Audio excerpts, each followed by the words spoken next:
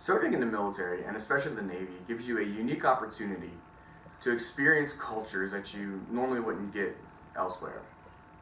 My first port visit on my first deployment gave me one of the best experiences I've had during my entire 5 years in the Navy. In late January of 2011, we pulled into Busan, South Korea.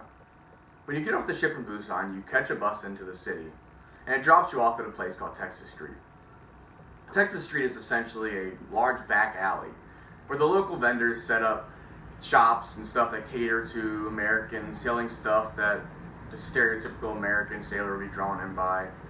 These vendors, they're set up outside of American-style bars and clubs, all made to draw in the sailor the moment they step off the bus.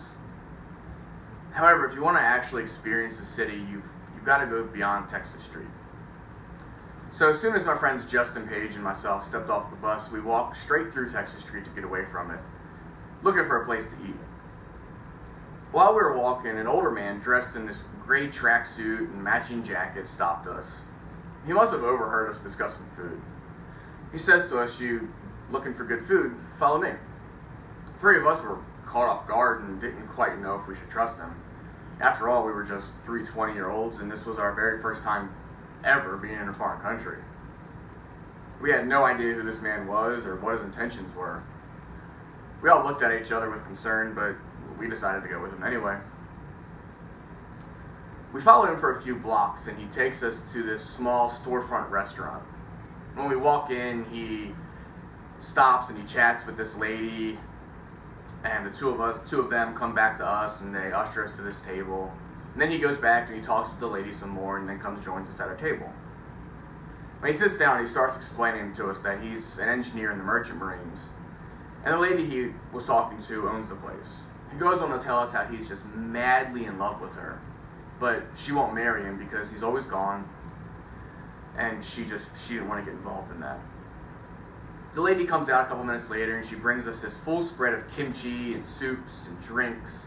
And personally, I was so excited to be able to get this opportunity to eat authentic kimchi.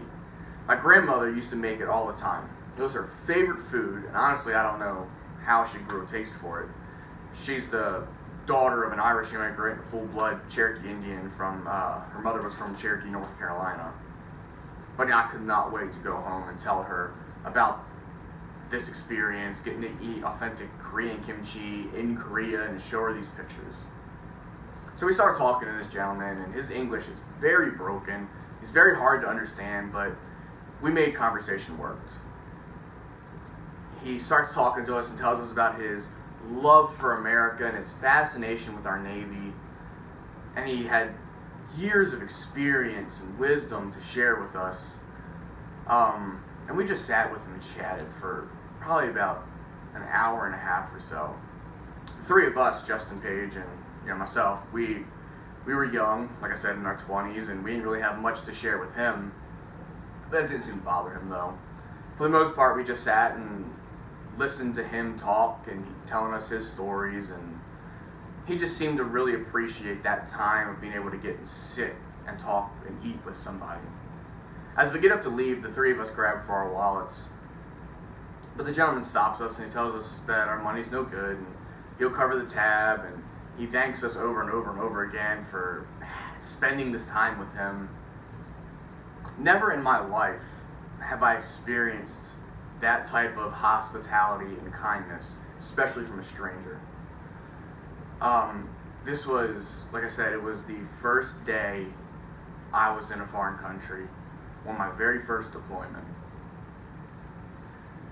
And during that time, the differences between us didn't seem to matter. Our race didn't matter. That age difference didn't matter. Our nationalities didn't matter. Nothing mattered. It was just four sailors sitting down over dinner and having a talk.